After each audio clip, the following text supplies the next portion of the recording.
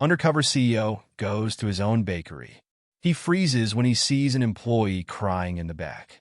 What happens when a CEO decides to step into his own bakery and discovers a reality he never expected? Michael Carter, the CEO of Golden Crust Bakery, built his company from a small family-owned shop into a successful chain with over 50 locations. But as the company expanded, Michael became increasingly detached from the daily operations. Reports from his managers painted a picture of efficiency and success, but customer complaints, high turnover, and rumors of employee dissatisfaction made him uneasy. Determined to see the truth for himself, Michael decided to go undercover as a new employee at one of his busiest locations.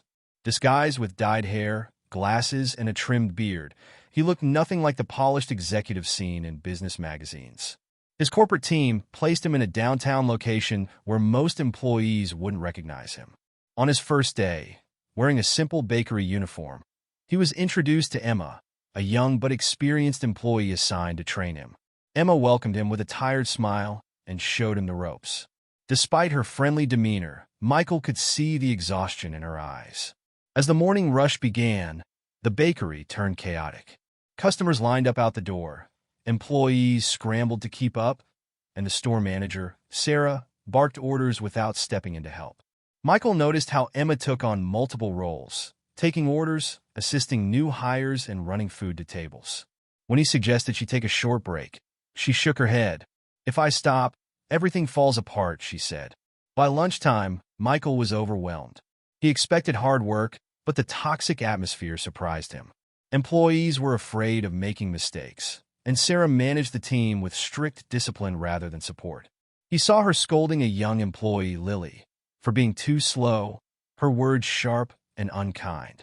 Lily's hands trembled as she tried to keep up, and Michael clenched his jaw, determined to observe more before taking action.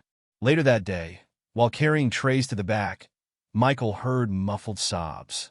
He turned a corner and saw Emma sitting on an overturned crate, her face buried in her hands. "Emma," he said gently. She flinched, quickly wiping her eyes. "I'm fine. Just give me a minute." Michael crouched beside her. "Talk to me. What's wrong?" She hesitated before sighing. "I've been working back-to-back shifts because we're short-staffed. I asked for a day off, and Sarah told me if I couldn't handle it, I should quit. But I can't afford to quit." Michael's chest tightened. The reports he had received from management told a different story, one of a well-run, efficient team. Clearly, reality was far from that. The next morning, Michael arrived early to observe without the chaos of customers. He saw Emma setting up, her movements slow and deliberate. "Morning," he greeted her. She gave him a tired smile. "You're early. Most people try to come in as late as possible." As they worked, he asked, "Is it always this hectic?" Emma let out a bitter laugh. "Pretty much. People don't stay long. Either Sarah pushes them out, or they burn out." Michael frowned. "Why doesn't anyone report this?" Emma sighed. "Sarah knows how to make the numbers look good. As long as the store performs well on paper, corporate doesn't care." Michael's stomach churned. He had trusted his management team to uphold the values he built the company on. Now he realized how far they had strayed. That afternoon, during a rare quiet moment, he pulled Emma aside. "If you could change one thing about how this place is run, what would it be?" She hesitated. "We need better support, more staff, better schedules, and a manager who actually helps instead of making things worse." Michael nodded, her words solidifying his decision. That night, he sat outside the bakery, staring at the glowing sign. He had built this company to bring people joy, yet he had failed the people who made it possible. Tomorrow, things would change. The turning point. The next morning, Michael called an emergency meeting at corporate. His executive team was shocked to hear his findings. "I went undercover at one of our stores," he said firmly. "What I saw was unacceptable. Employees are overworked and undervalued. Sarah, the manager, is creating a toxic work environment, and I refuse to let this continue." A tense silence filled the room. "We're launching an internal review of all locations. No more relying on reports. I want every district manager to observe firsthand," he announced. "What about Sarah?" one executive asked. "She's done," Michael said firmly, "and I'll handle it personally." That afternoon, Michael walked into the bakery, this time as himself. Employees froze in shock as they recognized him. Sarah's face turned pale as he asked to speak with her privately. Inside the office, he didn't mince words. "I spent 2 days working undercover. I saw how you treat your employees, how you belittle and overwork them. Effective immediately, you're terminated." Sarah's mouth opened in protest, but his expression stopped her. Without another word, she gathered her things and left. Michael then turned to Emma and Lily. "I owe you both an apology," he said.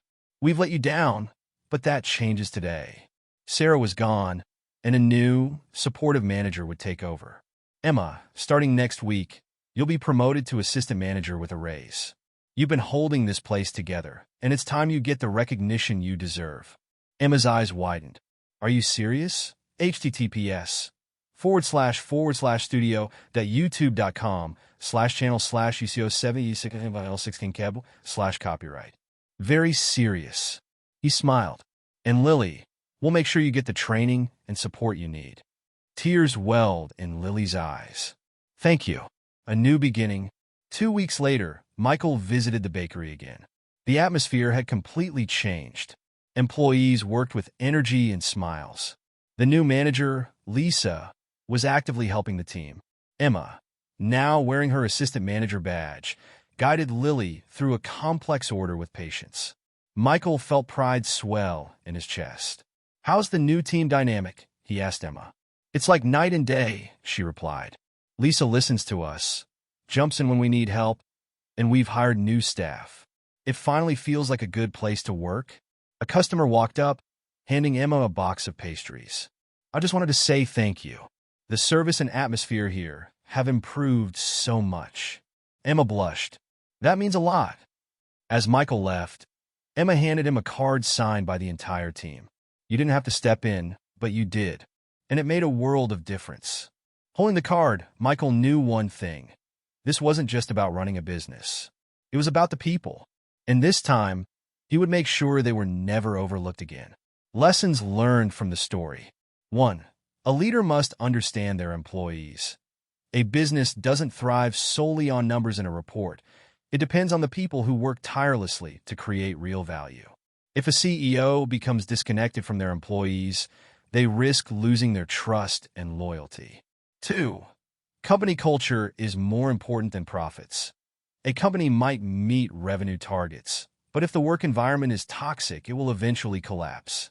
Building a positive and supportive workplace not only ensures sustainable growth, but also helps retain top talent. 3. A leader's care and actions can change everything. When Michael faced the truth and took action, he didn't just save one bakery. He laid the foundation for a better company. A true leader doesn't just give orders. They support and work alongside their team. 4. Don't rely solely on reports.